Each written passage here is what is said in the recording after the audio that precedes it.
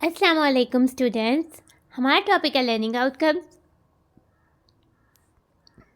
हमारा serial number 6 start है। Unit हमारा ज्योमेट्री है, ठीक है, जो कि हमारी बुक के पेज नंबर 133 से स्टार्ट है। तो सबसे पहले आपने अपनी बुक का पेज नंबर 133 जो है वो ओपन कर लेना, ठीक है। नाउ हमारा चैप्टर यूनिट 6 ज्योमेट्री स्टार्ट है, ठीक है। तो हम अपने यूनिट को स्टार्ट करने से पहले तस्मीयाँ पढ़ लेते हैं।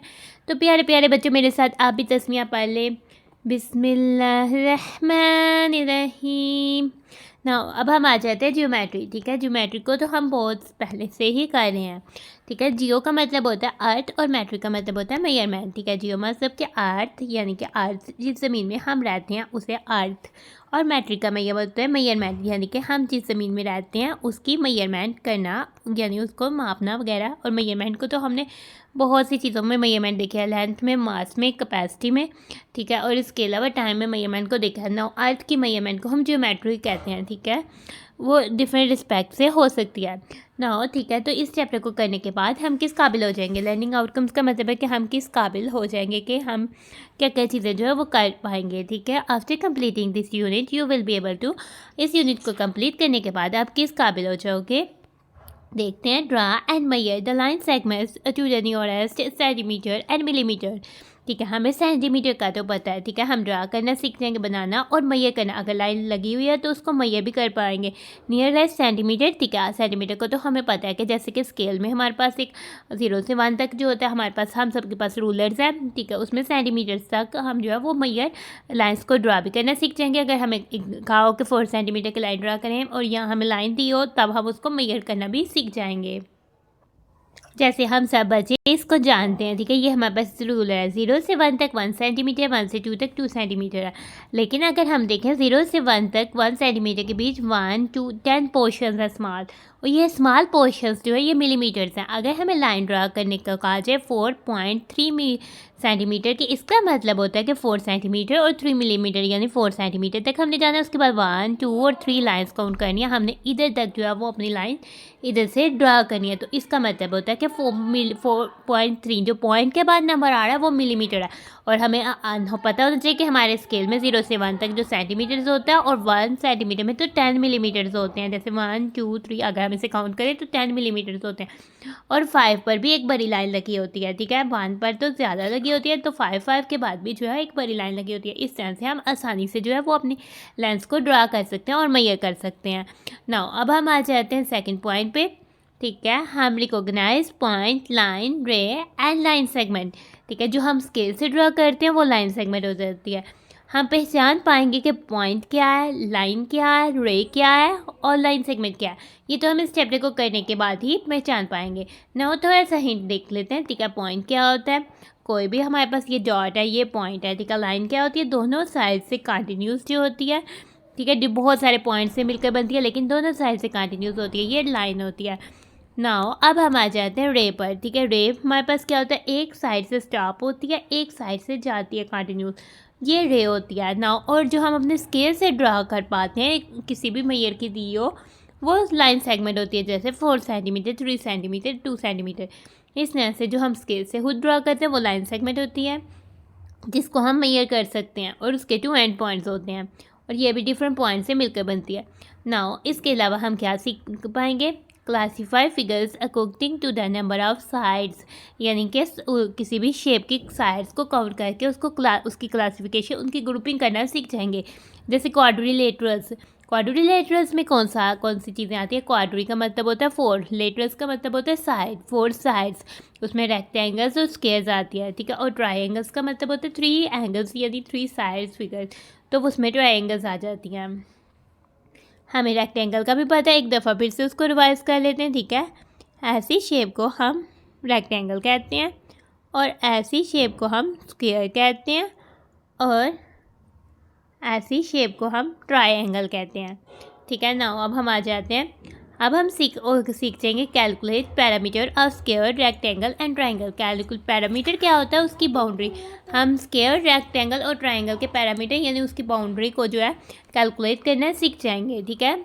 नाउ कि मैयर को कैलकुलेट करना सीख जाएंगे।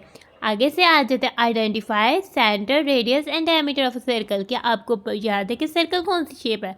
ये सर्कल शेप है, ठीक है। हम इसका बिल्कुल मिड पॉइंट जो होता है वो उसका सेंटर पॉइंट होता है, उसको और सेंटर से इसकी बाउंड्री तक का डिस्टेंस जो होता है वो रेडियस होता है, और इसकी बाउंड्री से दूसरी बाउंड्री तक का डिस्टेंस जो सेंटर से पास होती है लाइन, उसको हम डायमीटर कहते हैं, ठीक है। तो वो भी हम पहचान जाएंगे सर्कल को देखकर।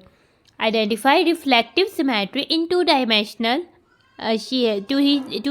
2D शेप्स, ठीक है। 2D शेप्स कौन सी होती हैं जो हम पेपर में ड्रा कर सकते हैं, जैसे सर्कल, स्क्वायर, रेक्टेंगल, ट्राइंगल, ये 2 डायमेंशनल होते हैं।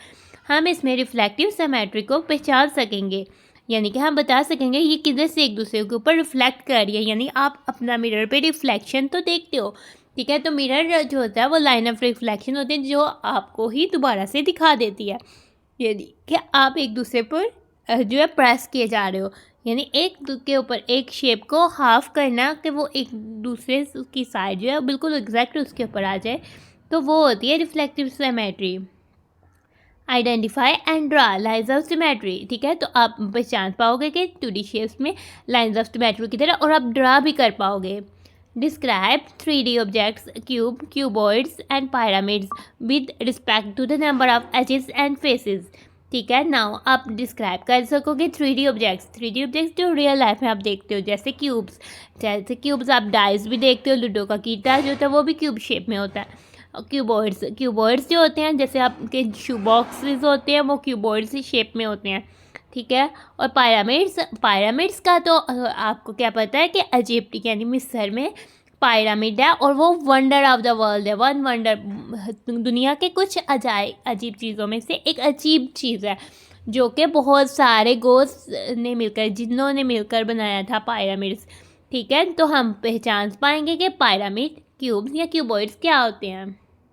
जैसे कि ये हमें नज़र आ रहा है, ये पिरामिड ऑफ इजिप्ट है, यानी कि मिस्र का पिरामिड है जो कि बहुत ही पुराना बना हुआ है, ठीक है। नाउ और आपको क्या पता है कि पिरामिड्स के जो ऊपर से है वो प्लेन पास नहीं कर सकता, यानी एरोप्लेन, हवाई जहाज़ जो इसके ऊपर से पास नहीं कर पाता, ठीक है ना। अब हम आ जाते हैं, हम बता सकेंगे कि हम शेप को आइडेंटिफाई कर सकेंगे इनके एजिस का मतलब होता है कॉर्नर्स, ठीक है। जैसे कि ये एज है, ये एज है, ये एज है, और इसका क्यूब्स और क्यूबॉइड्स के एजिस से भी हम बता सकेंगे कि ये क्यूब है, क्यूबॉइड।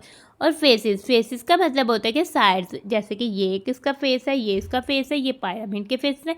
इस तरह से हम क्यूब और क्यूबॉइड के फेसेस अभी पहचानना जो है वो सीख जाएंगे।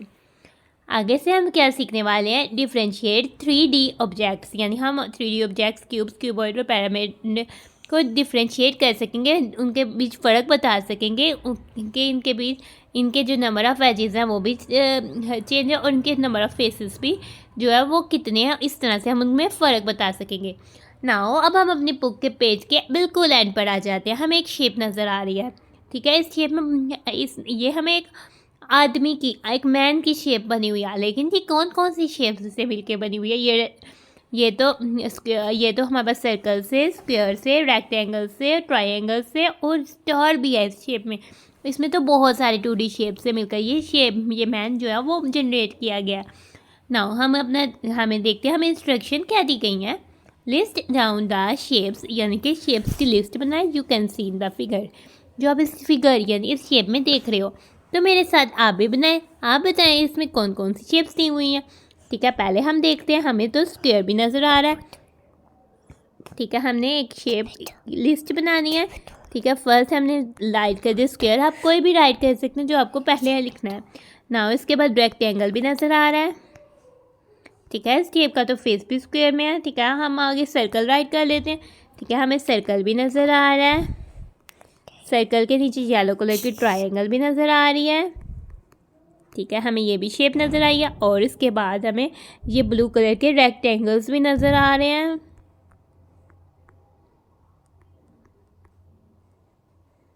तो हमने रेक्टेंगल भी लिख दिया, ठीक है। और इसके अलावा हमें एक स्टार भी नज़र आ रहा है, ठीक है। तो ये भी 2D में है, तो हम इसको स्टार भी राइट कर देते हैं। ये तो हम सबको पता है स्टार का, अगर हमने नहीं भी सीखा तो हमें टीचर तो अच्छा काम करने पर स्टार देती हैं, तो स्टार का तो हम सबको पता है। इस तरह से हमें ये शेप्स जो है इस फिगर में इस शेप में नज़र आ रही हैं। तो प्यारे प्यारे बच्चों, अब हम अपनी वीडियो को कर रहे हैं and thanks for watching and stay blessed. प्यारे प्यारे बच्चों, अल्लाह हाफिज़।